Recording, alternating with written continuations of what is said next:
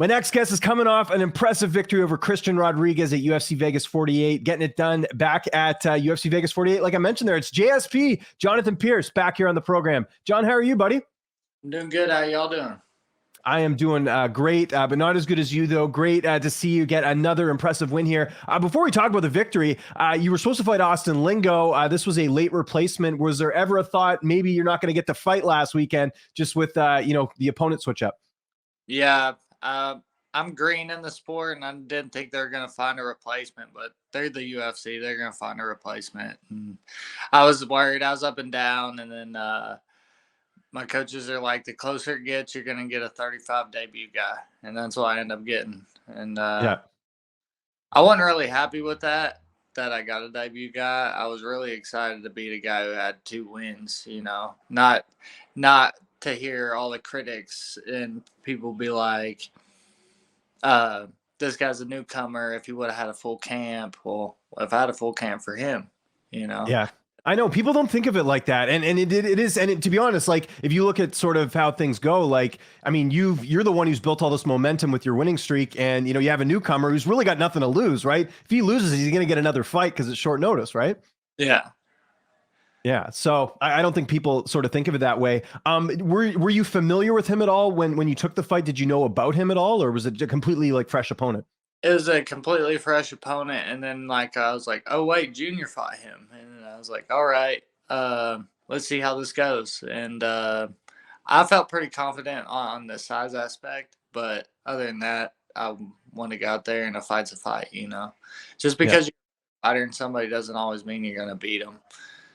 Yeah. And correct me if I'm wrong. I mean, I'd have to look back at past fights, but I think you were the biggest betting favorite you've been in your career, I believe, going into this fight. Because, I mean, you had a lot more experience. You had a couple of UFC wins under your belt here. Did you know that going into the fight that you were a big betting favorite?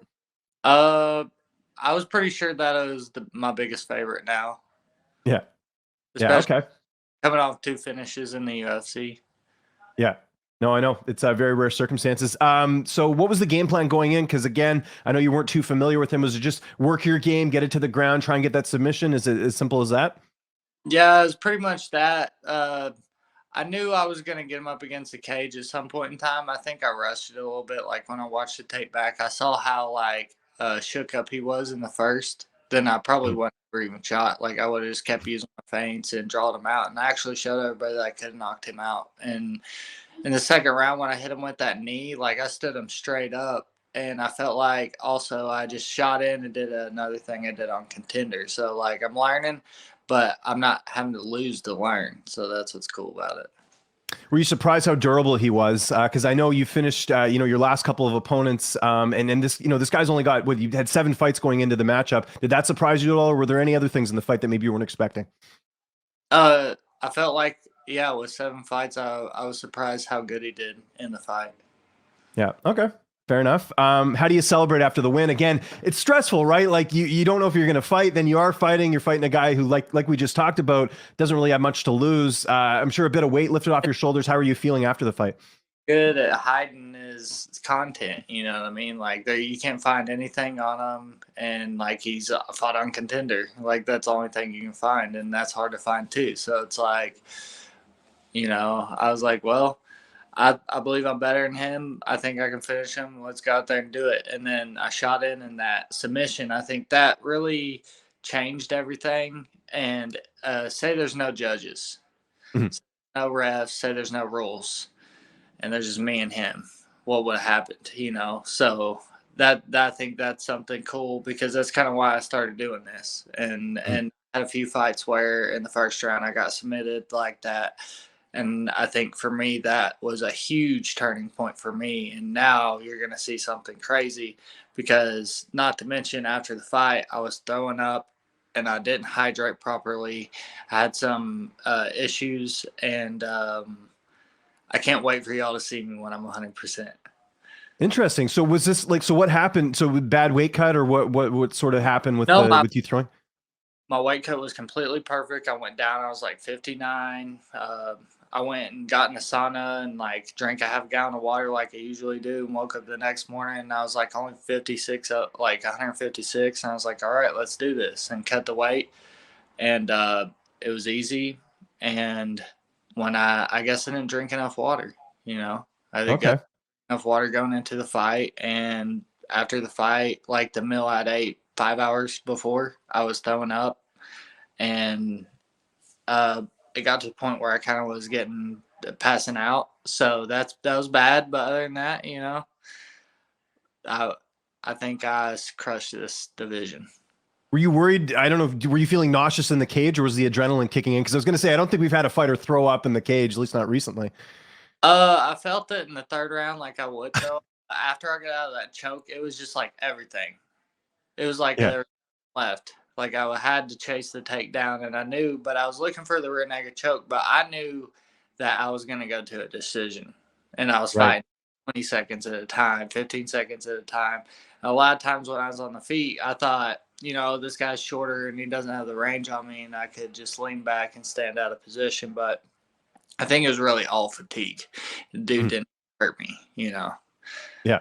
No, for sure. But is that going through your head though? Like, I hope I don't throw up. Did that sort of happen at all in the fight? No, more of just like my body. Like when I got in there, my body did not like reply. My body did not want to do what I wanted it to do. Like I could not Mhm. squeeze. When I went to throw a punch, it was like a dream. But to know Wow. form like that, when I feel like that, just wait.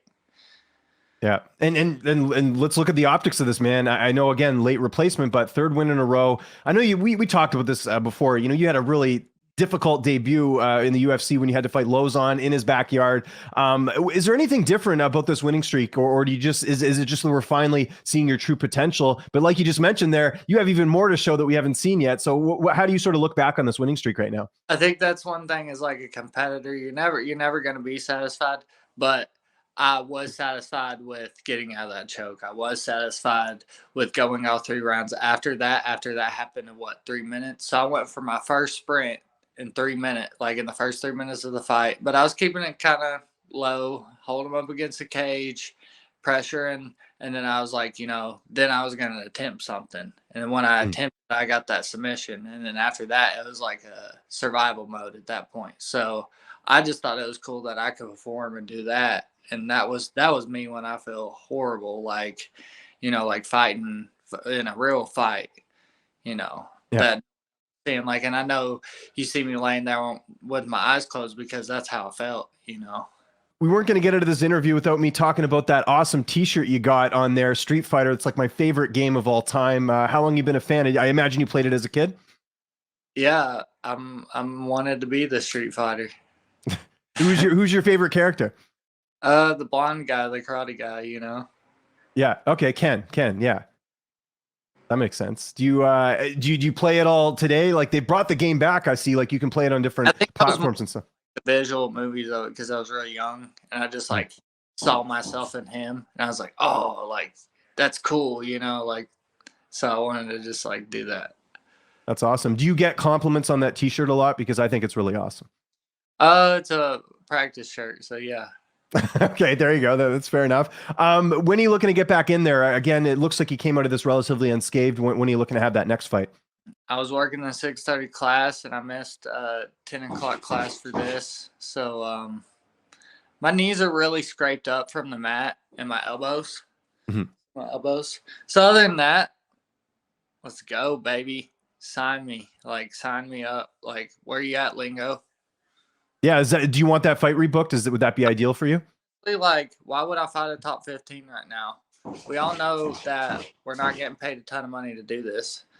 Mhm. And I don't want to get really injured and hurt the longevity of my career. Don't everybody want to see what I can do? Well, I'm gonna do it. I'm gonna do as many times I can do it. I'm gonna do it as long as I can do it. So why I would go fight a Lozon, get my shoulder tore out, and not be able to fight as many years? So that's what I'm looking at right now. Okay. And by the way, did you say you missed practice to do this interview? Because if you did, I'd feel kind of bad that you took the No, time I to do mean, it. like, shouldn't I? I just fought. Yeah. No, I no, mean, for sure. That's good. I don't want Eddie Cha to come after me. You know, I know Eddie's a nice guy, but I don't want to see his bad side.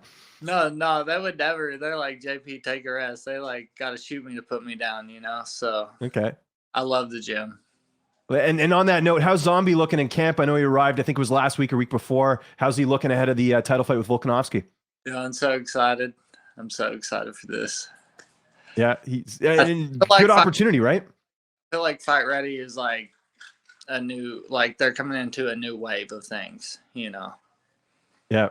How's it been? I don't know if you get. I doubt you get to train with them, but how's it been having Yuri Prohaska there? Um, I really like his style because I feel like my style is like his style, and I like the way he just like throws things and he's long and how he puts everything together. So I really like to pick up from him. Yeah, and quite the character, right? Like he doesn't speak a ton of English, but you can see the personalities there, right? I've interviewed him a handful of times. Just seems like a great guy. Oh yeah, oh yeah. That's good. Glad he sees gelling in well. JSP, don't want to take up too much more of your time today, man. Congrats again on the win. If there's anyone you want to thank, any sponsors, any social media you want to plug, I'll give you the last word. Shane Rogan, Inu. I want to thank Iridium, the team Iridium, Jacob. I want to thank Fight Ready. I want to thank Santino, the owners, Dave, Eddie, Chad, uh, Angel, everybody else who's worked with me, everybody before that, all my fans, all my support. I won't be here without all y'all.